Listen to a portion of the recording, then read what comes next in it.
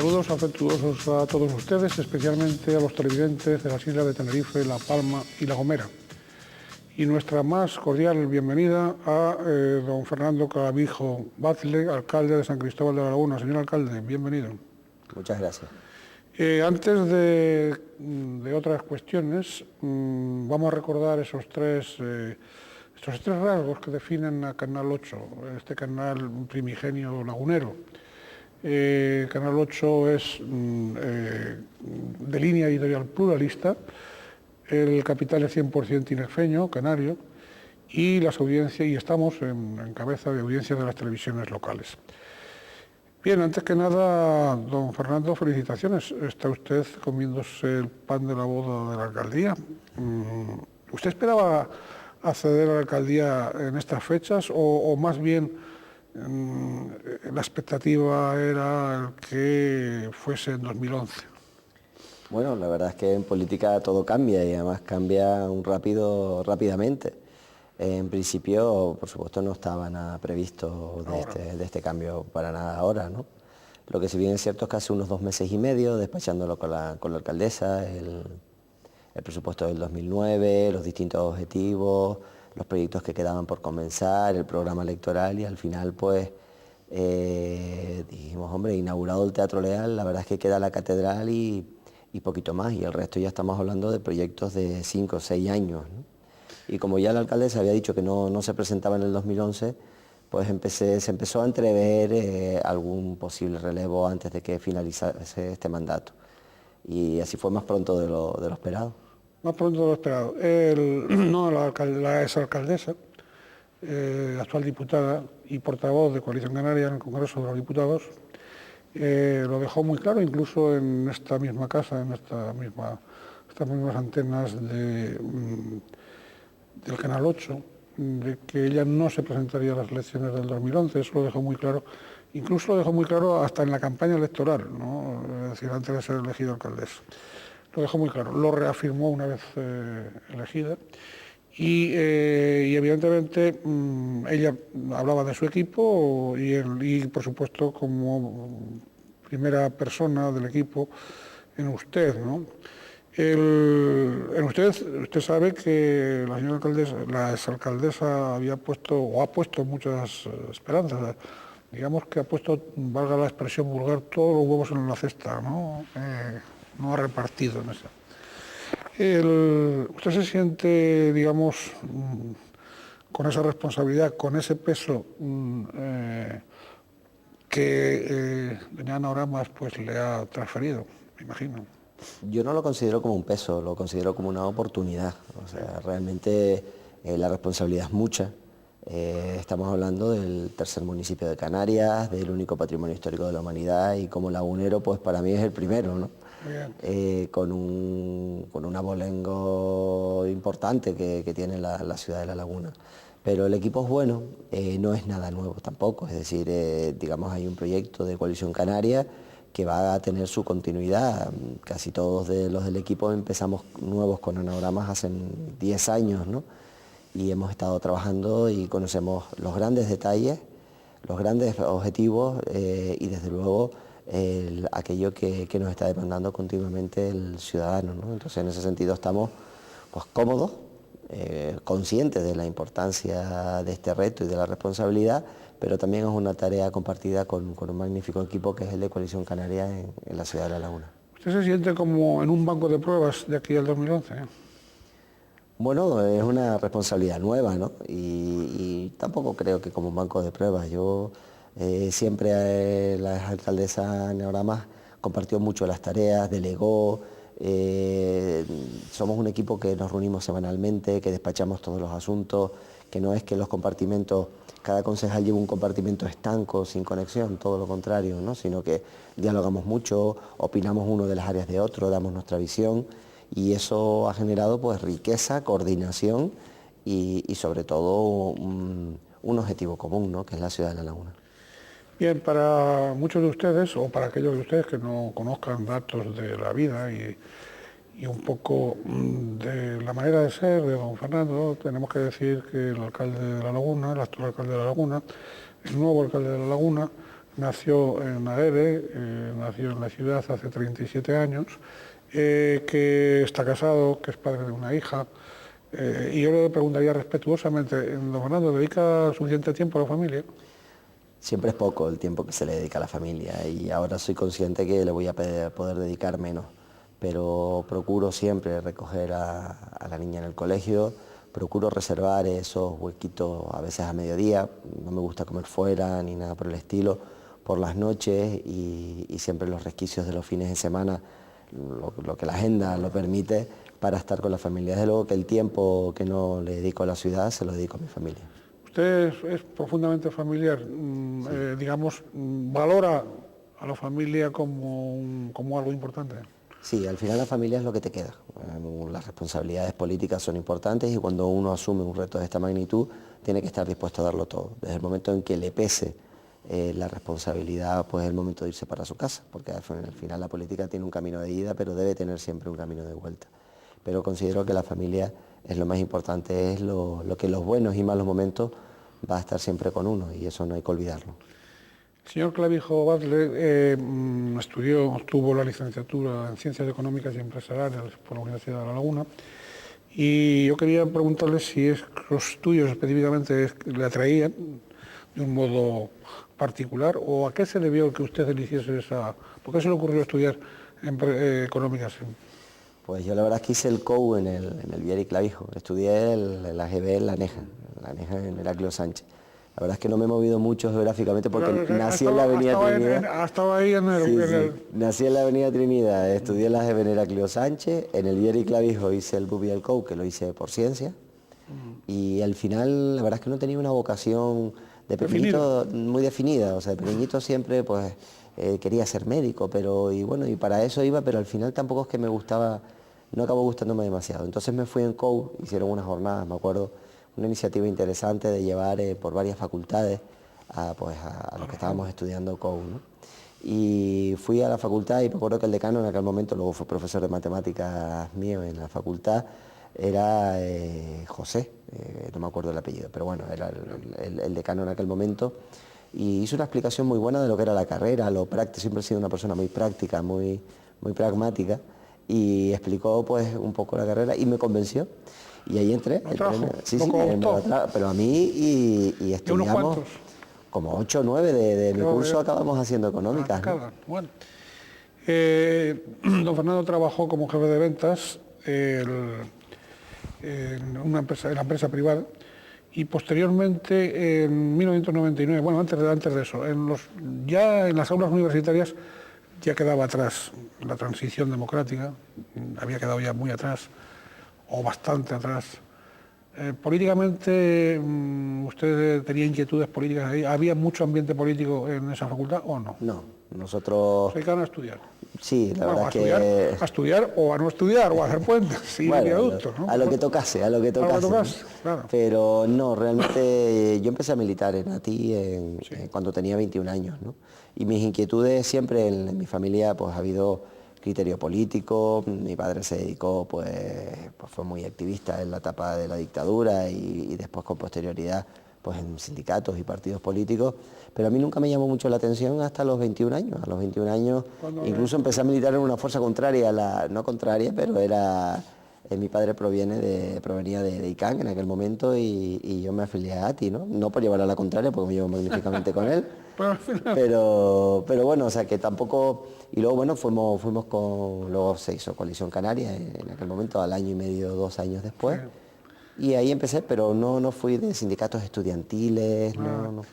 Su padre de raíces, yo diría nacionalistas, si usted no me corrige, nacionalistas, él no hacía proselitismo con usted, no hacía propaganda con usted política, quiere decir, o de vez en cuando dejaba soltar algo. No, lo viví con mucha naturalidad, pero bueno, en casa siempre hemos sido... sabía de la ideología y de la siempre hemos sido nacionalistas en casa y bueno, eso es algo profundamente nacionalista. Luego ya pues el cómo se ha ido haciendo, hemos sido respetuosos, ¿no? Muy bien. Oiga, bien, trabaja como jefe de ventas y en 1999 es cuando entra en el ayuntamiento, más o menos.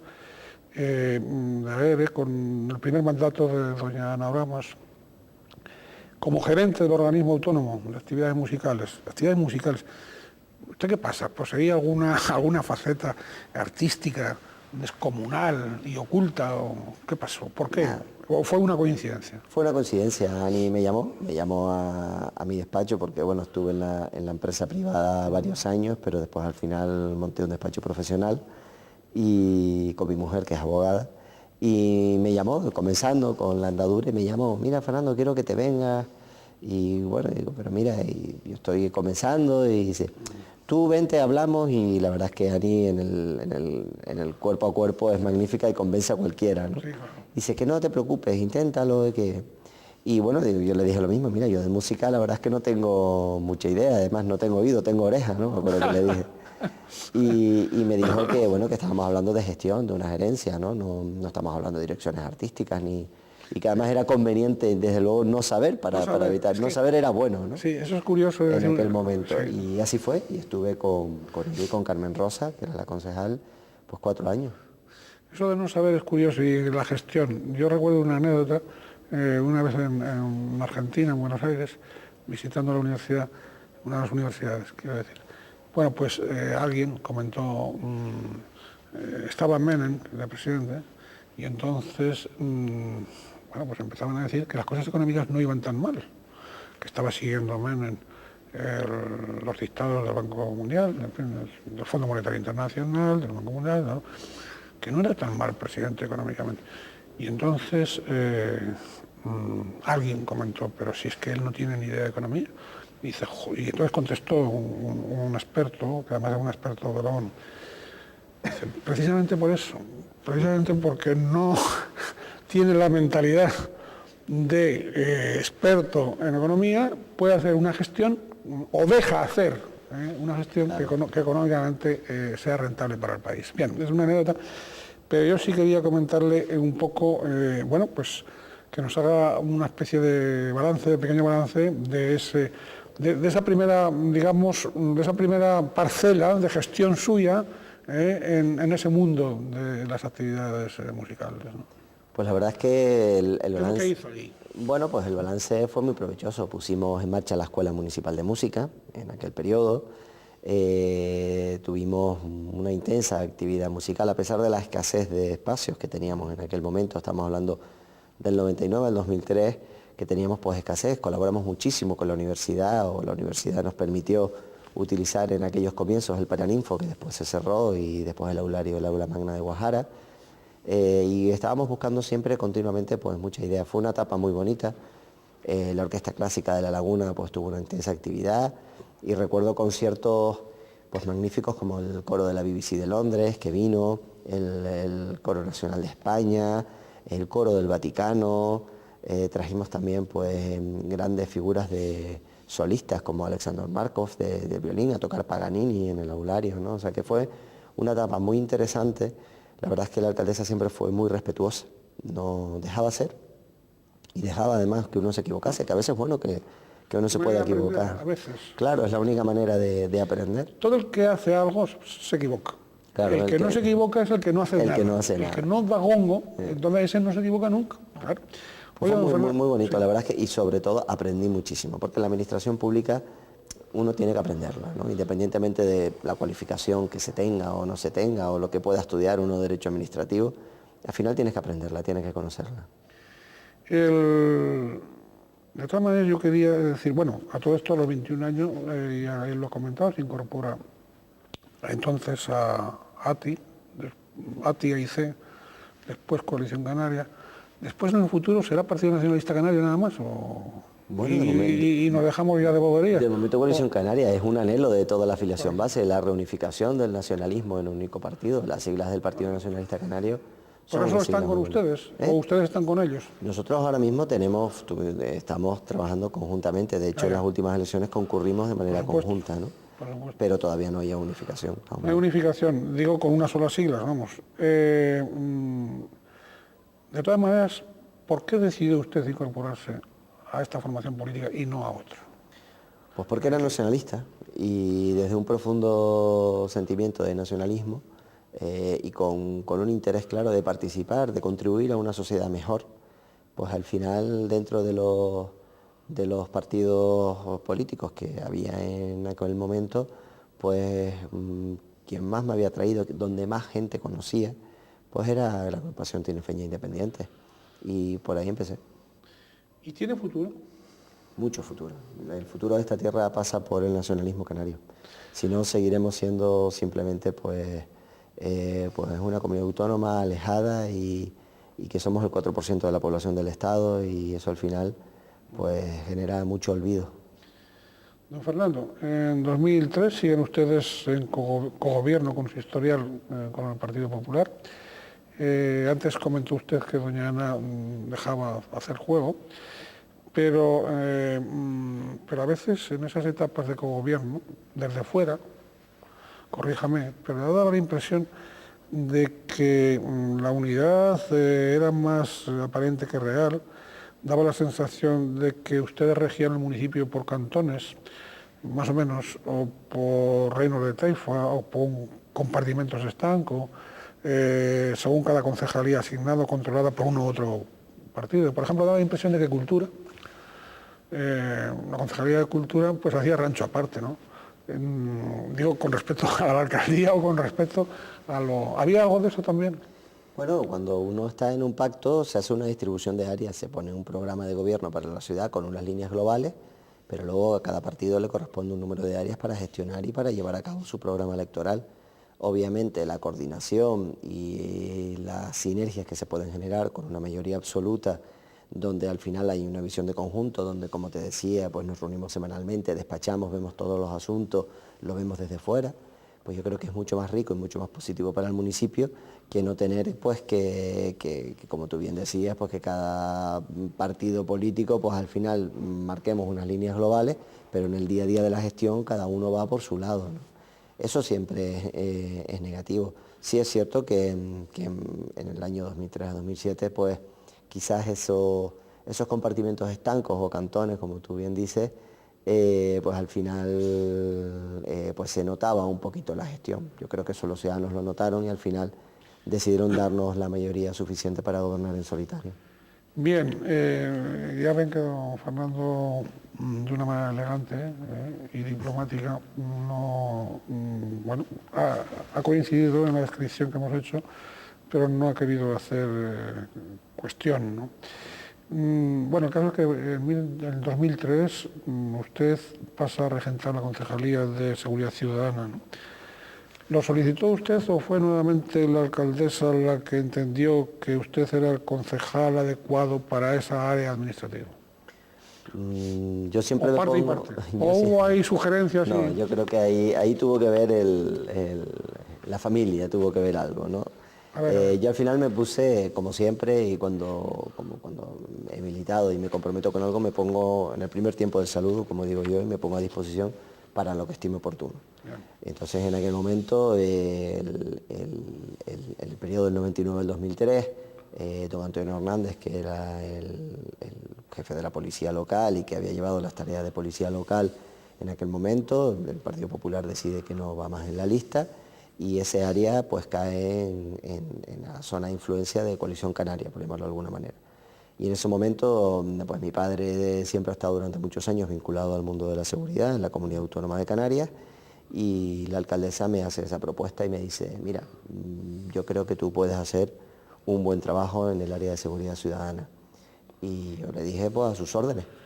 Háblenos usted de la evolución de la policía local en ese periodo. A partir del 2003, ¿cómo evoluciona la policía local? Háblenos de la descentralización, de las nuevas comisarías, pero bueno, sobre todo de la evolución también del cuerpo de policía. Bueno, yo en aquel momento pues nos encogíamos, lo primero que hicimos fue el decir, bueno, vamos a ver qué modelo de policía local queremos para nuestro municipio y desde luego cómo vamos a satisfacer las demandas.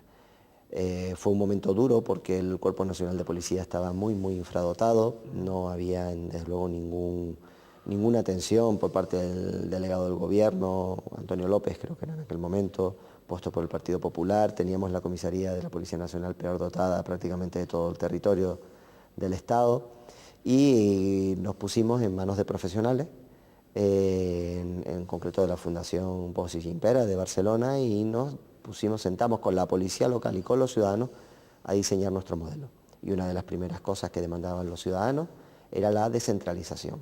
Y así fue. Abrimos las comisarías. Claro. Sí, Abrimos la comisaría de La Cuesta, servicio 24 horas, luego posteriormente vino la comisaría de de Tejina, que también con servicio 24 horas, que son las tres, junto con la del centro de ciudad, las que están abiertas, y ahora mismo se está construyendo la comisaría de Taco para abrirla también con 24 horas. Eso, bueno, tuvo difícil encaje dentro de la plantilla de la policía local, que estaban acostumbrados a algún que otro modelo, pero nosotros, y en la multitud de reuniones que tuvimos, a nosotros nos ponen los ciudadanos para que los beneficiemos a ellos, para digamos, velar por los intereses de los trabajadores están los sindicatos. Y nosotros mantuvimos el criterio, mantuvimos el pulso firme, y empezamos también a dotar de medios, que la policía local pues estaba, digamos, bastante olvidada por el consistorio. No solo empezamos a incorporar a gente nueva, se hizo una promoción de 65 agentes nuevos, más las comisiones de servicio, se puso vehículos nuevos, motos nuevas, sistemas de comunicaciones, se hicieron obras en el destacamento, uniformidad nueva, sistemas de comunicaciones nuevas, cámaras en el cuadrilátero para dotar más de mayor seguridad, y desde luego un trabajo continuo en el que sí tengo que decir que, independientemente de las diferencias que hubo siempre con los sindicatos, los policías como policías se implicaron y se están implicando muchísimo en mejorar la calidad de vida de nuestros ciudadanos. Usted ha apostado por el diálogo continuado y profundo con los sindicatos policiales, ¿no? Sí, Y no se arrepiente de eso. No me arrepiento en absoluto. Bueno, tuvimos nuestras peleas, muchísimas peleas. Lógico. Y bueno, ellos se metieron mucho conmigo en la prensa y demás, pero al final, bueno, era su papel, y el mío era en aquel momento mantener la firmeza de las decisiones que se decidían por el consistorio, en este caso, y respaldadas por toda la corporación, ¿no? Por toda la corporación, además, quiero decir ahí que se suscribió un pacto de seguridad con el Partido Socialista, que era la fuerza que estaba en la oposición en aquel momento, y con el diálogo y el apoyo unánime de la corporación tiramos para adelante. Yo es una etapa que recuerdo con muchísimo cariño, y además yo creo que dejé muchos amigos que todavía conservo en la Policía Local de La Laguna y en la Policía Nacional también, a pesar que también tuvimos nuestras diferencias. Hablaremos de eso. Oiga, el sistema de comunicaciones, ese SIGECOP, ¿qué pasó ahí? ¿Qué ha pasado? Bueno, ha pasado que, como todas las cosas que se hacen a medida, pues son difíciles de implantar, pero yo creo que funciona muy bien. O sea, pusimos un sistema de comunicaciones que, pues, hay ocasiones que la lluvia, la meteorología, los fenómenos meteorológicos adversos puede generar algún tipo de problema, pero bueno, funciona. Pusimos un programa de atestados también nuevo, fantástico. Cuando yo llegué a la policía local, los atestados se hacían con la demostración de un programa, con una demo, y oye, se invirtió. Como todos los cambios, pues los policías pues estaban acostumbrados a hacer el croquis a mano, y ahora pues tienen un portátil donde van y lo hacen con un furgón sobre la marcha y hacen el atestado ahí sobre la marcha. Algunos se han sabido adaptar de manera pues muy buena, y otros a lo mejor las nuevas telecomunicaciones, las nuevas tecnologías les ha costado un poquito más. Pero bueno, yo creo que ha sido positivo. Eso es lo que hay. Oiga, y todavía faltan, sobre todo, número de agentes. Sí. ¿Cómo cuántos? El modelo que nosotros en su momento aprobamos era de 305 efectivos. Nosotros ahora mismo tenemos en la policía local creadas la plantilla unos 259, 260, y debemos tener cubiertos unos 240 aproximadamente. La Laguna, entre otras cosas, aparte de ciudad universitaria y otras cuestiones, también tiene el aeropuerto de Los Rodeos en su término municipal. Y una de las batallas que siempre tuvo la alcaldesa, y me imagino que los anteriores alcaldes, y no sé si usted lo va a heredar eso, ojalá que no, y por eso le quiero plantear, ¿no? Le quiero preguntar, es pues las dotaciones policiales precisamente para el aeropuerto de Los Rodeos, ¿no? Y para la ciudad, ¿no? Usted hablaba antes de don Antonio López, se han mejorado las cosas, pero lo suficiente. Yo creo que estamos dando un pasito atrás ahora mismo. Sí, yo creo que realmente la etapa en la que don José Segura y don José Segura ayudó. Yo tengo que decir que don José Segura fue una persona que ayudó, que siempre estuvo dispuesta, en cualquier momento se le llamaba al móvil y ahí estaba, y trabajó mucho, y trabajamos conjuntamente para mejorar la seguridad de los ciudadanos. En las últimas promociones no se han incorporado policías a la comisaría de La Laguna, y sí estamos notando, y lo digo sinceramente, yo espero convocar una Junta Local de Seguridad en las próximas semanas, tendré que hablar con la delegada para encajarlo bien en la agenda, porque sí que en las últimas incorporaciones y en las últimas promociones que han salido de la academia no han venido para la comisaría de La Laguna efectivos de la policía local. Teniendo en cuenta que cuando pasan 2 años los policías nacionales que no son residentes en Canarias piden su traslado, las jubilaciones, las bajas, y teniendo en cuenta también que para los presupuestos futuros se están congelando ya la creación de nuevas plazas por la crisis y la contención del gasto, se está encendiendo la pequeña luz de alarma y yo espero que esto se pueda reconducir rápidamente. ¿No sería suficiente con una policía local bien dotada y con una policía nacional y una Guardia Civil bien dotadas? ¿No haría falta la policía, digamos, autonómica o sí? No, son cosas distintas. A ver, explíquenos. Yo creo que son cosas distintas. Nosotros como partido nacionalista y como comunidad autónoma no debemos renunciar a tener nuestras mayores cotas de autogobierno. Y hay muchísimas. ¿Ustedes pueden tener autogobierno también con la Guardia Civil y con la Policía No, Nacional? porque dependen del Estado, van a depender del Estado, la obediencia es del Estado, necesitamos un delegado de gobierno. Nosotros nos parece fantástico que haya delegados de gobierno, pero esto digamos que no es una colonia donde tengan que poner a un virrey para que tome las decisiones por nosotros. Y como partido nacionalista, desde luego lo que queremos tener nuestro control de nuestras fronteras, queremos poder controlar la seguridad de nuestro territorio. Nosotros ahora dependemos de que en Madrid un señor o una señora diga si vienen 40, si vienen 20 o si no viene ningún policía nacional de los nuevos para Canarias. Nosotros queremos poder controlar y si nuestros ciudadanos nos demandan seguridad, al final ¿dónde está recayendo todo ese peso? Está recayendo en las policías locales y en los alcaldes, que al final tienen que sacar dinero de los impuestos de los ciudadanos y no podemos dar a lo mejor mejores infraestructuras o mejores servicios sociales porque lo tenemos que destinar a la policía local porque no hay suficientes policías nacionales, en el caso de La Laguna, para garantizar la seguridad.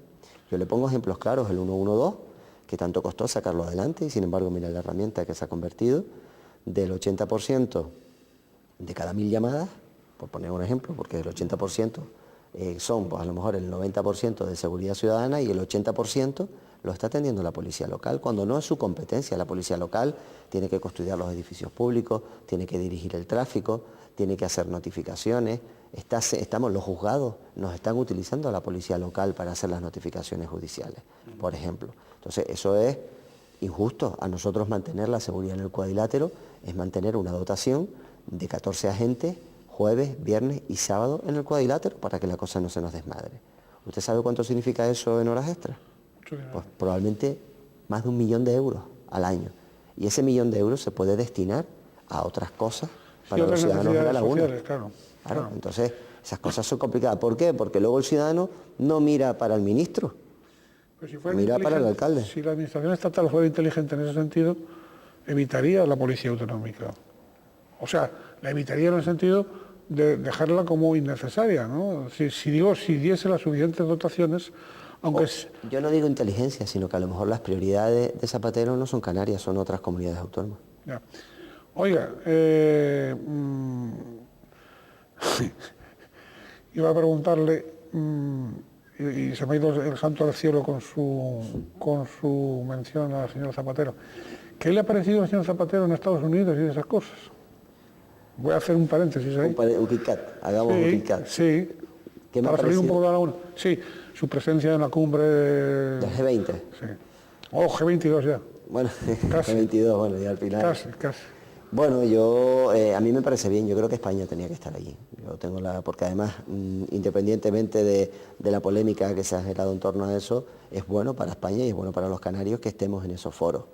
Que al final el contexto en el que se ha estado con un cambio, un G20 o 22, con un presidente de Estados Unidos que va a ser relevado por Obama, de otro partido, un pase de los republicanos a los demócratas, que al final yo creo que era más bien una foto para dar tranquilidad a los mercados financieros y decir, estamos todos a una, y que realmente con los cambios pues no ha servido demasiado.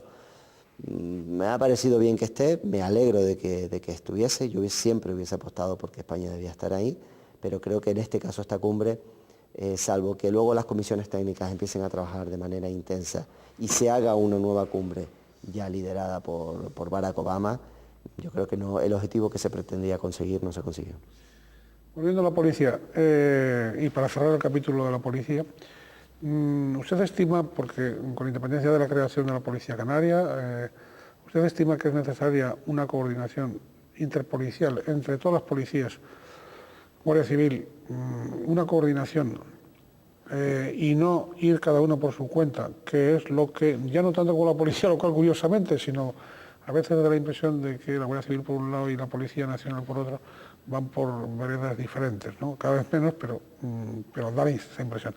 Es necesario porque al final al ciudadano de a pie lo que le interesa es la seguridad y le importa, lo de menos es el uniforme, digo, en general, ¿no? Lo que le importa es la seguridad, la profesionalidad de esos ciudadanos que se dedican a servir a la seguridad de los demás. ¿Es necesaria esa coordinación? Yo creo que es necesaria y que es imprescindible, pero también te digo que se hace, esa coordinación se hace, vamos a ver. ¿Se hace Sí, la coordinación es exquisita entre los cuerpos de seguridad, tanto del Estado como con las policías locales. Yo hablo por el caso de La Laguna.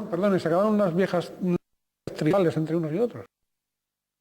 Pues de grandes alijos de droga, de investigaciones de mafias, investigaciones pues impulsadas o dirigidas por los jueces. Y yo creo que ahí los jueces son los que marcan la pauta y unas veces le toca a la Policía Nacional, otras veces a la Guardia Civil. Pero esa coordinación se hace. Yo creo que los ciudadanos debemos estar tranquilos porque estamos en buenas manos. Otra cosa es que se les esté dotando de los medios necesarios. Urbanismo y primer teniente de alcalde.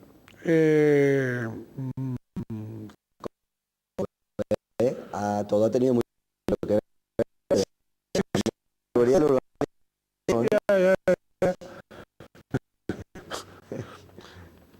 Actividad musical, seguridad, urbanismo. Pues nada, el Plan General de Ordenación, a menos de en qué ha estado ocupado usted desde la toma de posesión del 2007. Bueno, la alcaldesa, la exalcaldesa en aquel momento confió en mí para dirigir el equipo de Coalición Canaria.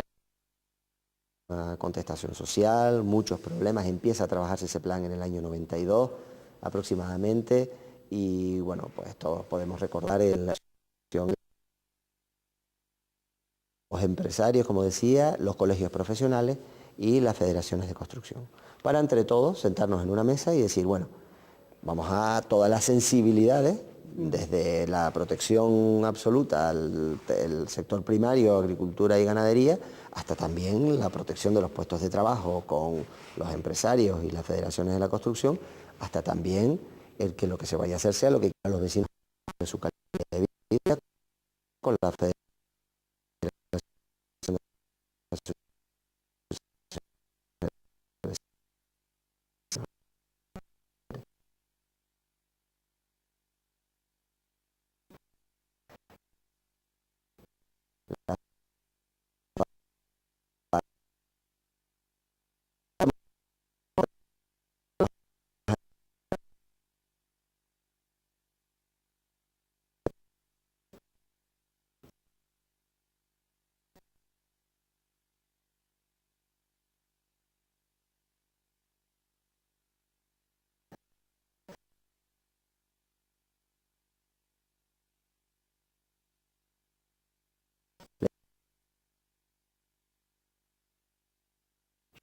Yo he preguntado a usted, es decir, ¿cómo han conciliado una ciudad como es La Laguna, con su casco histórico, con luego los barrios además una periferia de barrios tan diversos entre sí, y cómo han conciliado eso?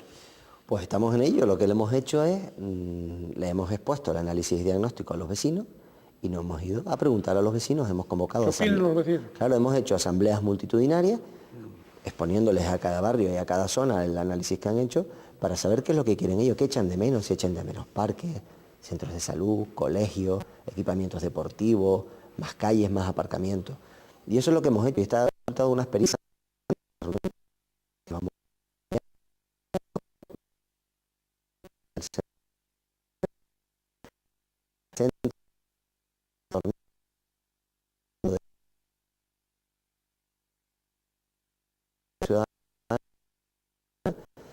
Y está siendo muy provechoso porque nos hemos dado cuenta... Perdona, usted ha permitido un conocimiento de la ciudad de los barrios.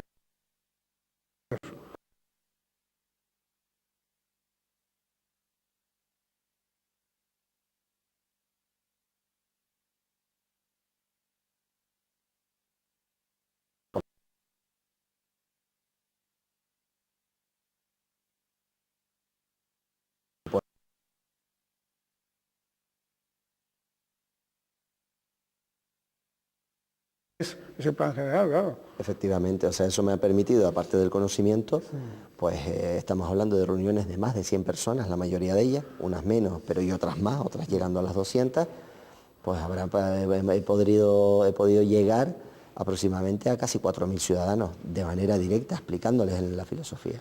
Don Fernando, ¿y escuchándolo? ¿Sí? ¿Los escucha? Porque una Claro, cosa es que se no, reúna. yo voy a escucharlo. Escucha, una cosa es que se reúne y otra cosa es que les haga caso. No, yo siempre le digo lo mismo a todos, le digo, mira, vamos a ver, la ciudad tiene 150.000 habitantes. Ponernos de acuerdo 150.000 en una cosa es prácticamente imposible. Pero sí vamos a escuchar a la mayoría y vamos a hacer lo que la mayoría quiere. Que además, lo que le iba a decir, la grata sorpresa es que la gente tiene muchísimo sentido común, sabe perfectamente lo que quiere y lo expone con una claridad absoluta, con lo cual los profesionales ahora, fruto de esa recogida de información, los profesionales ahora lo que tienen que hacer es darle salida jurídica a esas inquietudes, ¿no? Y bueno, ¿y cómo ve usted porque supongo que al mismo tiempo ha estado al tanto de la normativa de la comunidad autónoma, de la normativa del Cabildo sobre territorio, etcétera? ¿Cómo ve usted toda esa maraña normativa, ¿no? Pues hace que el urbanismo sea tremendamente complicado, porque usted decía, tenemos el aeropuerto, el hospital, las instalaciones militares, la autopista, el PIOT, claro, el Plan Insular de Ordenación del Territorio, la Ley de Directrices, las limitaciones del propio aeropuerto con la huella sonora, ¿no? O sea que al final tenemos tanta legislación que cumplir que el margen de maniobra que te puede quedar para darle satisfacción a los ciudadanos es muy poco, ¿no?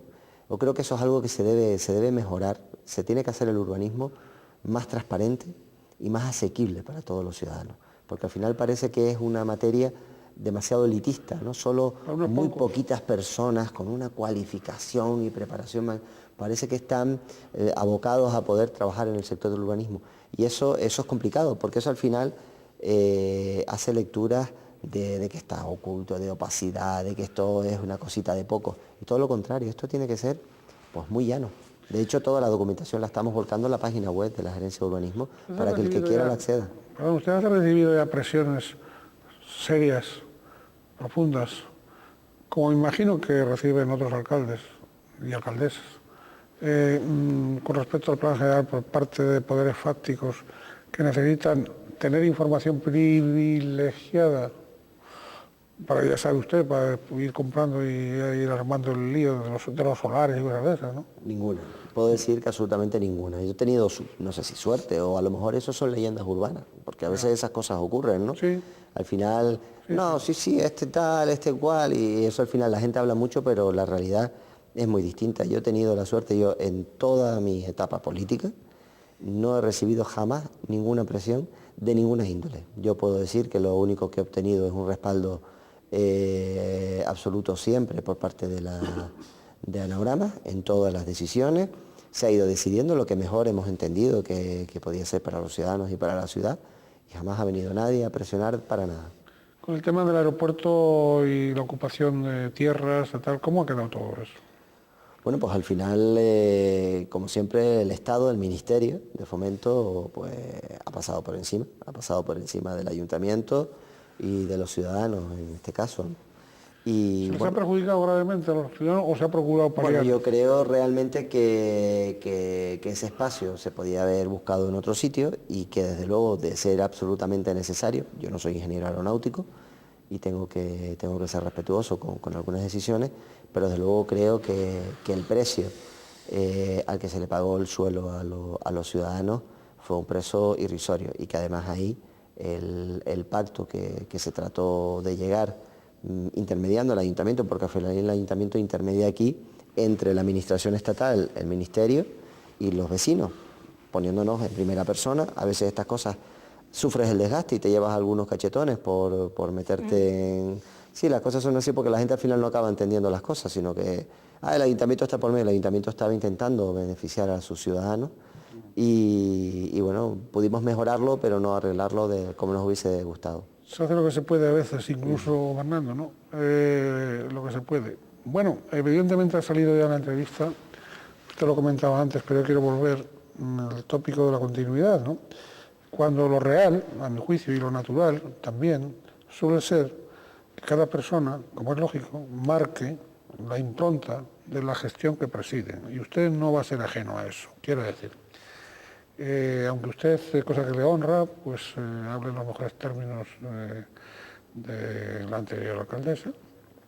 Sin embargo, usted es don Fernando Clavijo. Bueno, no es doña Ana Oramas, ni es un secundón de doña Ana María Oramas. Usted ahora es el alcalde. Bien. Y yo quería preguntarle,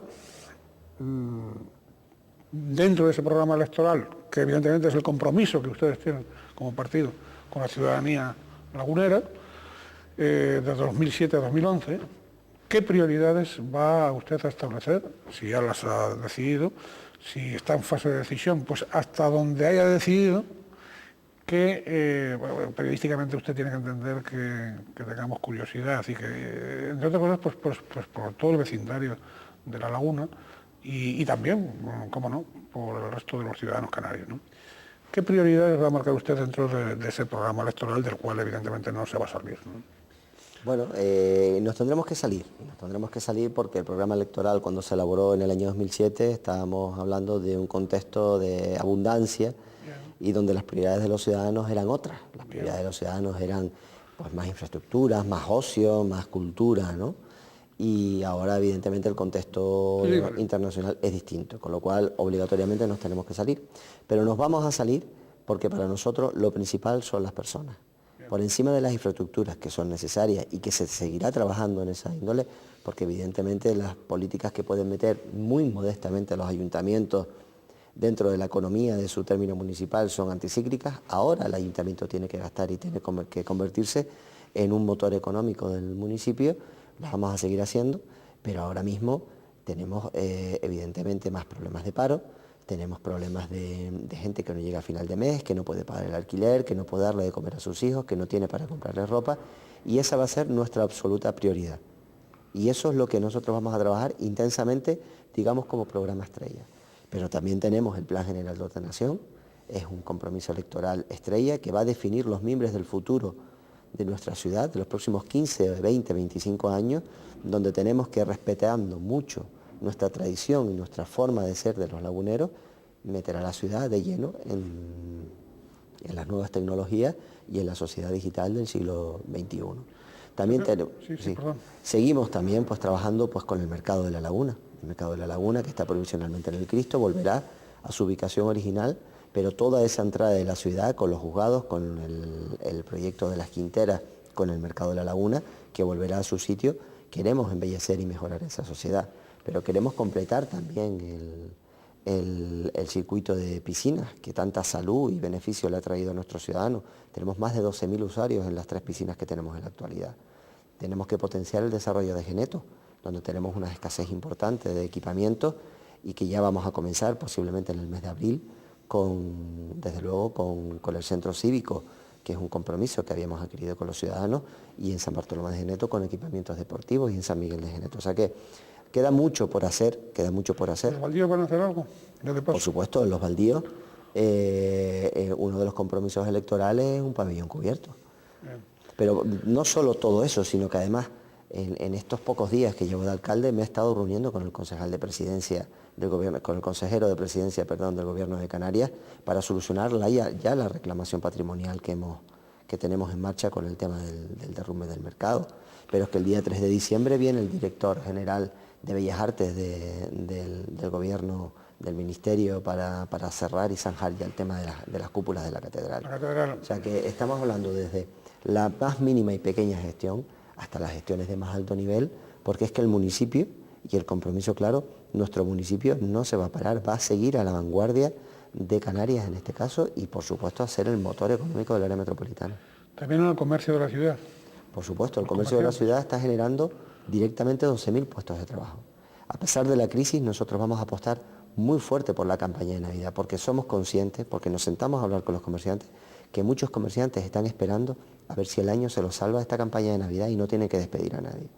Y contra la crisis la mejor receta es el trabajo, no hay otra.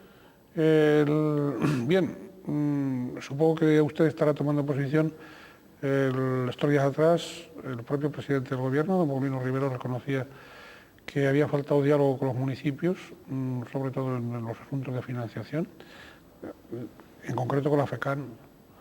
Y y en ese necesario entendimiento, él hablaba creo que hablaba de problemas comunes, soluciones comunes, más o menos, como idea. Tiene que haber más coordinación entre cabildos, ayuntamientos, gobierno autónomo. Tiene que haber más diálogo. Yo creo que esas declaraciones de Paulino Rivero lo honran como presidente de todos los canarios, porque al final el que trabaja, como decíamos al principio de esta entrevista, el que trabaja se equivoca. El que no hace nada es el que desde luego nunca se equivoca. Y bueno, ha faltado diálogo. Pero es que ha faltado también que el Estado cumpliese los compromisos. Nosotros les recuerdo que en este caso el Gobierno de Canarias tiene demandados los presupuestos generales del Estado, o recurridos, para hablarlo terminológicamente correctamente, los presupuestos generales del Estado porque no cumplen el REF, es decir, no cumplen la ley. Y todo a eso, cuando nosotros decíamos que eran unos presupuestos injustos con Canarias, que no cumplían la media del Estado, se nos llamaba desde el propio Partido Socialista pedigüeños, plañideras, bueno, en fin, una cantidad de calificativos muy adornados, pero es que ese problema es el que ahora nos está acogotando a los ayuntamientos. Es decir, el no haber cumplido el REF, el no haber tenido el dinero que los canarios se merecen, significa que ahora con estas previsiones a la baja, municipios se estén planteando, o el cabildo o el gobierno estén planteando que tengamos que devolver dinero. En la situación y en el contexto en el que nos encontramos. Estamos hablando de que cuando nosotros vemos las cosas venir, se nos insulta sistemáticamente. Y al final la consecuencia es esta. Pero la consecuencia no es que nos falta 100 euros por media por ciudadano. Esas no son las consecuencias. Las consecuencias las vivimos los alcaldes. Cuando te vienen a la puerta y te vienen con 4 niños y dicen, no tengo darles que comer, no tengo con qué darles de comer, o llevo 6 meses sin pagar el alquiler y me van a echar. Esa es la realidad de esos 100 euros, que se dice tan en las tertulias y en las entrevistas de manera, pues digamos, tan liviana, tan ligera. Esa es la realidad que vamos a vivir. Presupuesto del Ayuntamiento para 2009, incremento, supongo, bueno... No, incremento perdón, incremento del capítulo, aunque sea rebañando de otros, me ha acabado. Sí. Incremento en el capítulo social, de atención social, ¿no? Aunque sea rebañando de otros, ¿no? Concretamente urbanismo me parece que ha descendido un 7%, va a descender, ¿no? O sea, efectivamente. ¿Van por ahí las cosas? Claro, nosotros vamos a tener una reducción del presupuesto aproximadamente, estimamos, todavía no están cerrados los números, del 10%. Bien. Recurriendo, afortunadamente el ayuntamiento está bien, está saneado. Vamos a poder encajar lo que los analistas dicen, que son 2 años de crisis y que luego se empezará a remontar, y tenemos capacidad de endeudamiento, y si además arreglamos la reclamación patrimonial del mercado, vamos a tener una capacidad de endeudamiento importante. Y además no vamos a dudar en endeudarnos para poder satisfacer las necesidades básicas de nuestros ciudadanos. ¿No se subirán ustedes los sueldos? No, los congelamos. Congelamos los sueldos. Las dietas y todo eso me refiero. Cuando hablo de sueldos hablo de sueldos, dietas, gabelas, etcétera. Efectivamente, congelamos absolutamente todo porque nos tenemos que apretar el cinturón todos, obviamente. Yo sé que es una medida más testimonial que efectiva, pero creo que la clase política tiene que dar ejemplo, y en ese aspecto pues lo decidimos de manera unánime en el Pleno y decidimos congelar dietas y absolutamente todo para contener el gasto.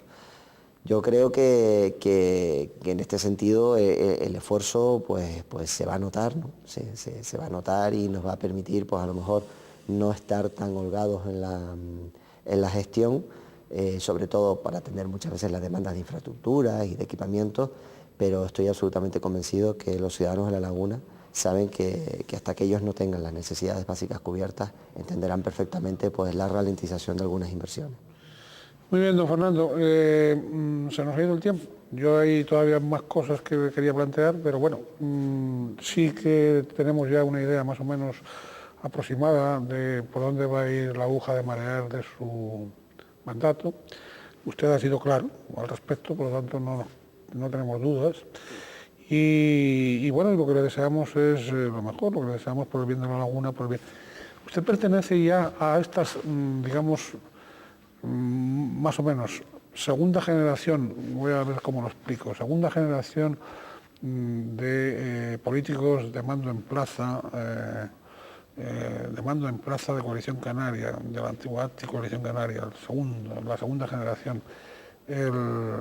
¿Cómo fue ese congreso reciente nacional que ustedes llaman de Coalición Canaria? Dio la impresión de que no estaban todos muy de acuerdo ahí. Hombre, los congresos son para debatir y para poner en común distintas decisiones y posturas dentro del partido. Yo creo que el congreso, independientemente, como siempre hacemos los congresos claros y abiertos, en todo momento estuvieron los periodistas presentes.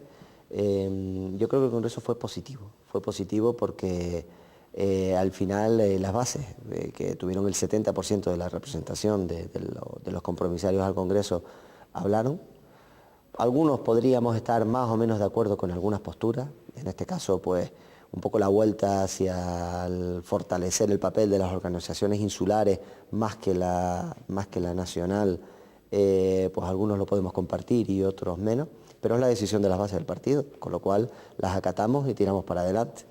Pero sí creo que lo que ha sido positivo es que eso, yo hacía la comparación y la hablaba con algunos amigos, al final pues esos mencellatos que van a ser las islas, claramente se van a tener que poner de acuerdo en un órgano que es la Ejecutiva Nacional, con lo cual eso va a fortalecer el diálogo dentro del partido y que se contemplen las distintas sensibilidades de cada una de las islas, y eso solo tiene una lectura positiva, porque lo que es diálogo y más diálogo. De alguna manera es la federalización, de alguna manera son las agrupaciones independientes de Canarias, la vuelta a los AIC, ¿no? Un sistema federal de islas, ¿no? Más o menos. Yo no creo que sea la vuelta, porque al final las AIC eran distintos partidos. ¿La puesta al día? Claro, bueno, la puesta al día al final es un único partido, Coalición Canaria, y con 7, 8 organizaciones insulares, porque tenemos la de Venezuela, ¿no? Y eso yo lo veo de manera positiva, porque al final los que mandan en las islas van a estar sentados en una mesa. A veces se daba la circunstancia que en la Ejecutiva Nacional no estaban algunos presidentes insulares, que son los que mandan en la isla, con lo cual tenías una persona pero que no representaba la isla y al final había disfunciones.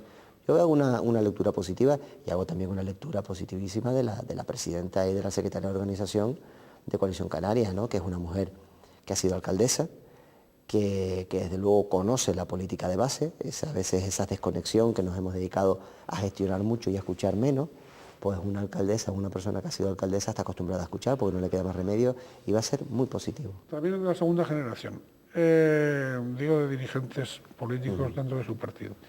Bien, ¿usted desea agregar algo, Fernando? Yo darle las gracias, don Ricardo, porque ha sido un placer estar con usted aquí y en esta casa Canal 8, que la verdad es que siempre es un placer venir porque se siente uno como en casa. Bien, pues lo agradecemos desde Canal 8 y personalmente, por supuesto, sepa que en este canal lagunero va a tener usted una plataforma siempre al servicio de AGERE, al servicio noble, transparente y honrado de AGERE, y que un servidor como aprendiz de periodista también va a estar en esa línea, ¿no? Muchísimas gracias. Le deseamos lo mejor, porque lo mejor para usted como alcalde va a ser lo mejor para la ciudad de La Laguna, para esa AGERE tan entrañable, tan querida, y esa AGERE tan universal por otra parte. Muchas gracias, señor alcalde, mucha suerte, y a ser feliz en la medida de lo posible, en la medida de lo posible.